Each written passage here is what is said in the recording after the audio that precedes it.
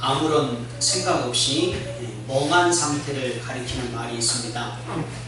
멍 때린다 라고 하는 말을 요즘에 사람들이 많이 쓰는데, 오늘날 이러한 멍 때리는 사람들이 많이 있는 탓인지는 모르겠는데, 멍 때리기 대회까지 있습니다.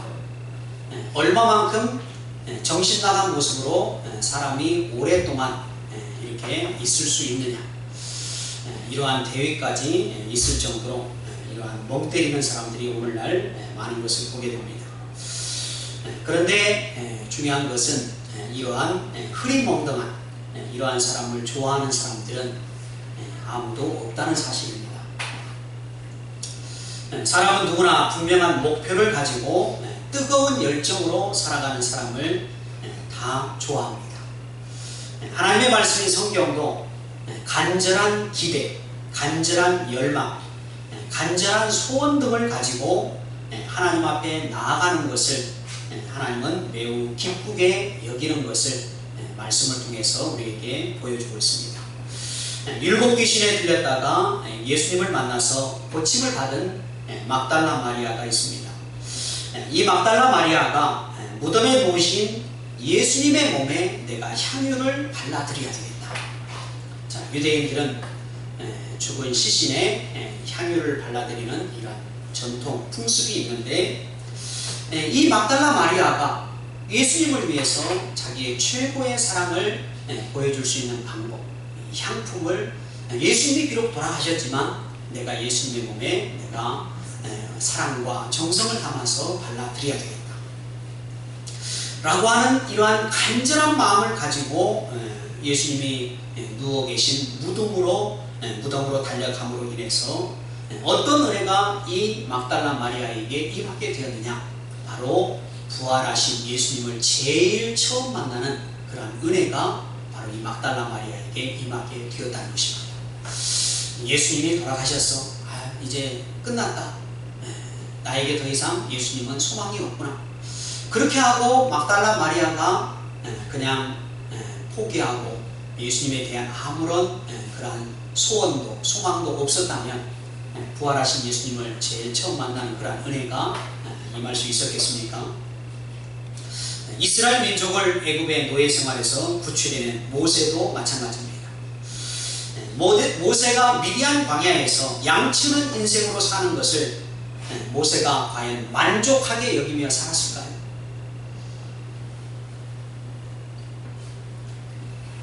모세가 미디안 광야에서 양치는 기간이 40년이었다고 말합니다. 모세의 나이가 80이 되었습니다. 모세가 나이 때문에, 내 나이가 80이기 때문에 내 인생은 이대로 끝나는가 보다 라고 생각했을지는 모르지만, 모세는 항상 자기가 양치는 인생으로 끝나는 것에 대해서 늘 불만족스럽게 생각을 했을 것입니다. 왜 그러느냐? 이유가 있습니다. 모세는요, 그가 가진 능력, 그가 가진 실력이 너무 크고 많은 것들을 가진 사람이라고 할 수 있습니다. 박사학위를 가지고 있는 사람이 시골에서 농사를 짓고 있다고 생각하면 여러분들은 어떻게 생각을 하겠습니까? 자, 이른 나이에 유학을 가서 좋은 대학에서 박사학위를 이렇게 받고 돌아왔는데 시골에서 농사를 짓는다. 그러면 사람들이, 저 사람은 농사 지어도 큰 문제가 없는 사람이야, 농사 짓고 그냥 행복하게 살면 되는 것이지, 자, 이렇게 말할 사람이 과연 있을까요? 거의 대부분의 사람들은 왜 저렇게 많은 공부를 하고 박사학위까지 받았는데 저렇게 시골에서 농사를 지을까? 다 이렇게 생각할 것입니다. 모세도 마찬가지입니다. 모세는요, 당시에 최강대국이라고 할 수 있는 애굽의 왕실에서 왕자로 성장을 했습니다. 그런 그 왕실에서 최고의 학문을 배웠습니다. 그는 언변에도 능한 사람입니다. 각종 무술도 다 익혔습니다. 자, 모세가 미디안 광야에서 양떼를 치면서 스스로 만족스럽게 여겼을까요? 그는 양떼를 치면서도 늘 머릿속에는 내가 어떻게 하면 히브리 민족을 과거에는 내 주먹으로 애굽의 압제에서 좀 건져내보려고 했지만 이제는 어떻게 하면 다른 방법을 통해서 히브리 민족을 애굽의 노예 생활에서 구출해낼 수 있을까? 이것을 늘 그 마음속에 가지고 있었다는 것입니다. 이러한 모세의 열정에 불을 붙인 사건이 바로 호렙산 떨기나무에 하나님의 불이 임하여 꺼지지 않고 활활 타오르는 그러한 사건이라고 할 수 있습니다. 호렙산 떨기나무에 불이 활활 타오르는 것을 보면서 자신 안에 감춰져 있던, 모세 안에 감춰져 있던 민족 구원의 열망이 동시에 활활 타오르게 되었다는 것입니다. 솔로몬이 건축한 예루살렘 성전도 마찬가지입니다. 솔로몬이 어느 날 갑자기 내가 성전 건축을 해야 되겠다 이렇게 하고 예루살렘 성전을 건축한 것이 아니었다는 것입니다. 솔로몬의 아버지인 다윗에게서 일찍이 성전 건축에 대한 강한 열망이 있었습니다. 이 열망이 성전 건축에 대한 모든 재료를 다윗이 다 준비를 합니다. 이러한 재료를 가지고 바로 솔로몬이 예루살렘 성전을 아주 아름답게 또 웅장하게 바로 건축을 했다는 것입니다. 예수님의 수제자였던 베드로도 마찬가지입니다. 베드로는 기술적인 측면에서 봤을 때 다혈질적인 사람입니다. 실수가 많습니다. 어디로 튈지 모르는 좌충우돌형의 베드로입니다.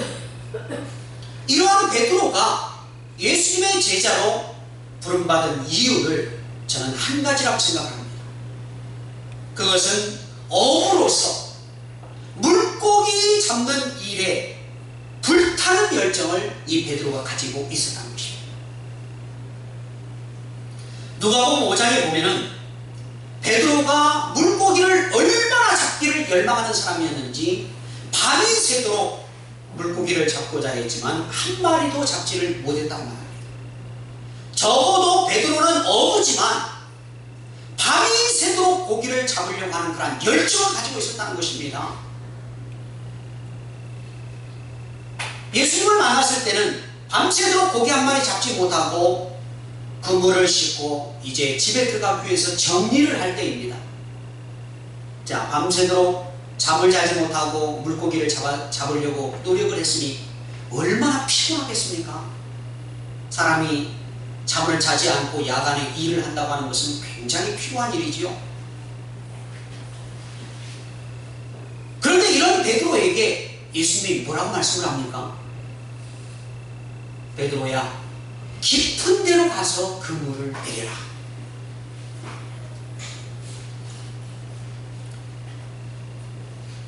베드로가 했습니까? 하지 않았습니까? 베드로는 물고기를 잡으려고 하는 열정이 가득한 사람입니다. 물고기를 잡을 수만 있다면 내가 밤새도록 고기 잡는 일에 허탕을 치고 피곤하고 이제 그물도 씻어서 정리하고 이제 집에 들어가려고 하는 순간이지만 깊은 데로 가서 그물을 내려서 고기를 잡을 수만 있다면 이 베드로는 다시 깊은 바다로 나가서 그물을 내릴 수 있는 그러한 물고기를 잡으려고 하는 열정을 가진 사람이었다는 것입니다. 이런 베드로의 열정을 예수님께서 어떻게 바꿨습니까? 물고기 잡는 열정을 사람을 살리는, 사람을 낚아서 천국으로 인도하는 바로 하늘나라의 영적인 어부로 예수님께서 바꾸어 놓으셨다는 것입니다. 오늘 본문에 등장하는 야곱도 마찬가지입니다. 야곱의 생애는 열정의 생애다라고 이렇게 말할 수 있습니다. 야곱은 그냥 태어나서 그냥 되는 대로 산 사람이 아니라는 것입니다. 야곱은 뱃속에서부터 형인 에서보다 먼저 태어나서 장자가 되려고 가진 사람인 거야. 내가 형보다 먼저 출산한 거야. 그래서 먼저 자기보다 출산하려고 하는 형 에서의 발 뒤꿈치를 잡지 않습니까? 나가면 안 돼. 내가 먼저 나가야 돼. 팥죽 한 그릇으로 장자의 명분을 형 에서로부터 산 것도 배고픈 에서를 야곱이 이용한 것은 맞지만 중요한 사실이 뭔지 아십니까? 야곱은 형 에서와 더불어서 합법적인 거래를 했다는 사실입니다. 다시 말하면 비록 하찮은 팥죽 한 그릇이지만 그 대가를 지불하고 장자의 명분을 야곱이 산 것입니다. 그냥 불로소득으로 얻은 장자의 명분이 아니었다는 것입니다.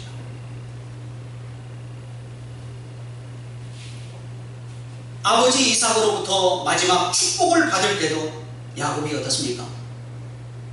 아유, 형 에서가 저렇게 비록 장자의 명분을 나에게 팠다고 안 하지만 눈을 시퍼렇게 뜨고 있는데 내가 무서워서 어떻게 형의 축복을 내가 받을 수 있느냐, 이렇게 포기하고 주저앉지 않습니다. 어떻게 해서든지 내가 장자의 명분을 형 에서부터 샀다, 그렇게 되면 나는 장자의 축복을 받아야 된다, 그러한 열정과 사모함이 있었기 때문에 어떻게 합니까? 방법을 동원하지 않습니까? 열정이 있으면 방법이 나오게 되어 있습니다. 형 에서의 옷을 걸칩니다.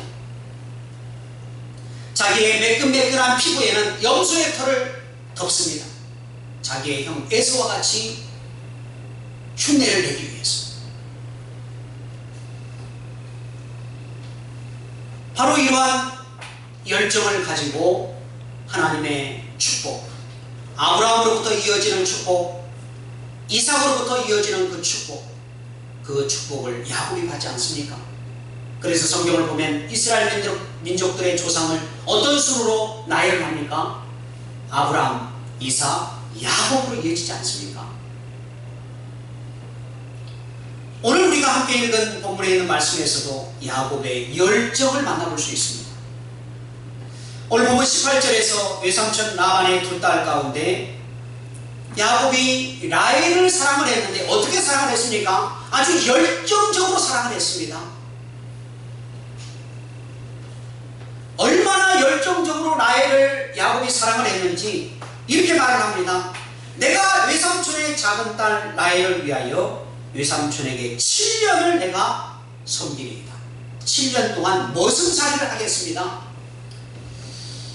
자, 오늘날 남자들 가운데 사랑하는 여인을 자기의 배우자로 맡기 위해서 장인을 찾아가 가지고 내가 7년 동안 이 집에서 머슴살이 하겠습니다 라고 하는 사람은 과연 있을까요? 더러워서 못하겠다, 이렇게 할지 모르겠습니다. 그런데 야곱은 어떻습니까?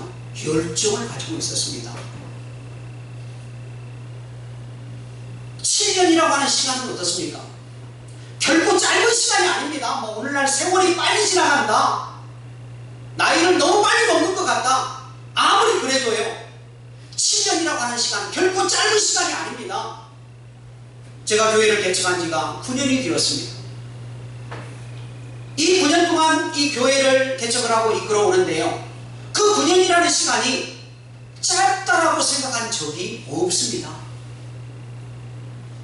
사람이요, 즐거운 시간, 이 즐거운 시간은 어떻게 지나갑니까? 빨리 지나갑니다. 반면에 힘들고 어려운 시간들은 어떻습니까? 빨리 지나가지를 않습니다. 휴가와 명절 기간에는 어떻습니까? 아이고, 왜 이렇게 빨리 지나가는지. 휴가 그냥 며칠 받았는데 내일 또 출근해야 되네. 명절 기간에 좀 가족들과 함께 오붓하게 대화도 나누고 맛있는 음식도 먹고 방바닥에 배를 좀 깔고 들어서 잠도 좀 자고 이러고 싶은데 올라가야 돼. 그런데 일하는 시간은 어떻습니까? 시간이 좀 빨리 지나가면 좋은데 똑딱 똑딱 똑딱 일하는 시간은 천천히 지나가죠. 저 역시 9년이라고 하는 시간이 빨리 지나간 것이 아니라 더디게 늦게 지나갔다고 하는 것은 무엇을 말하고 있습니까? 그 시간이 결코 쉽지만은 않은 시간이라는 것입니다.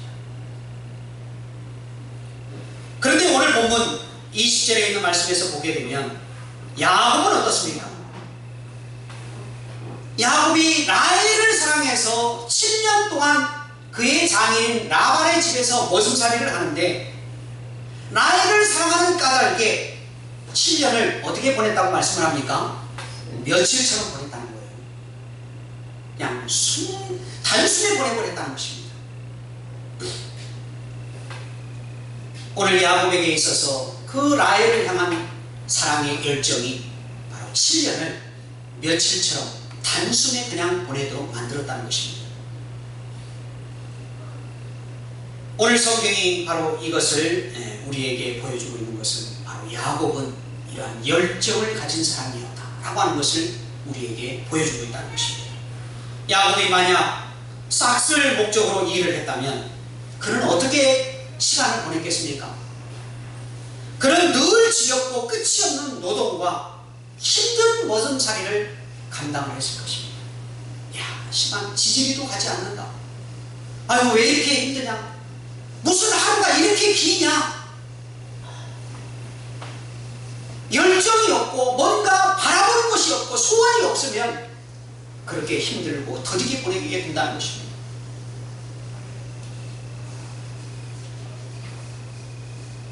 오늘 저의 목회 사역이나 여러분들의 신앙생활, 믿음생활이 휴가나 명절 때와 같이 늘 즐겁고 늘 편안하지만은 않지요. 오늘 야곱 역시도 라헬 때문에 7년을 며칠같이 보낸 것 같지만 아무렴 7년이라는 머슴살이가 정말 며칠 보내는 것처럼 쉽고 간단했을까요? 오늘 성경은 야곱이 라헬을 사랑함으로 7년을 며칠같이 보냈다고 말하지만 그 내면적으로 들어가 보면 야곱의 실제적인 삶 속으로 들어가 보면 그 7년이라고 하는 기간은 결코 쉬운 기간이 아니었다는 것입니다.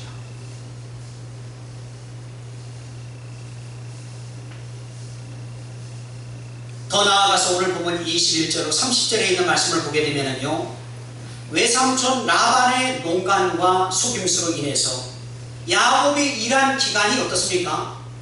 7년이 아닙니다. 야곱이 라헬 한 사람을 위해서 7년을 섬기겠다고 약속을 했는데 라반이 속여서 7년을 더해서 몇 년이 되었습니까? 14년이 되었습니다. 자, 7년도 짧지 않은 시간인데 14년을 바로 야곱이 라반을 위해서 머슴살이를 한 것입니다. 그럼에도 불구하고 중요한 사실이 있습니다. 오늘 본문 30절 마지막 말씀이죠. 여기에 보면 라헬을 더 사랑했기에 추가된 7년의 시간까지도 라반을 위해서 더 일하는데 아무런 문제가 없었단 말입니다. 라헬을 아내로 얻을 수만 있다면 7년이 아니라 7년을 더 보탠 14년이라고 할지라도 문제가 안 됩니다.